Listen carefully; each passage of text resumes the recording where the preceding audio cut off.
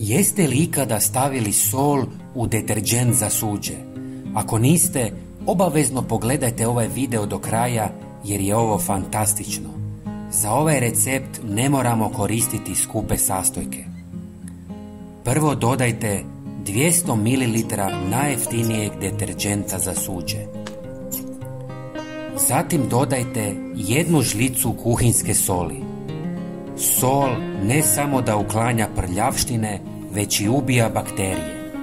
Zaštititi će vas bolje od bilo kojeg kupovnog proizvoda. I zadnji sastojak je ocat ili sirće, koji je antibakterijsko i antifugalno sredstvo. Ubija većinu vrsta plijesni. Sve dobro promiješajte.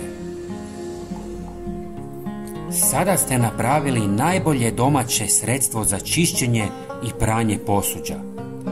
Kombinacija običnog deterdženta, octa i soli je izrazito učinkovita. Ni najskuplji deterdžent ne može konkurirati. A osim toga, puno je jeftiniji od skupih preparata. Pronađite praznu bocu u kojoj ćete uliti ovu tekućinu. Ovaj proizvod se može koristiti za pranje sanitarija poput WC-a, umivaonika, kada, ali i štednjaka, pećnice i posuđa.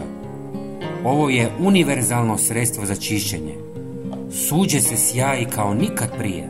Morate probati. Dragi prijatelji, pogledajte naš novi video koji se nalazi na vašem ekranu, koji će vam također pomoći u kućanstvu. Hvala vam. Pozdrav!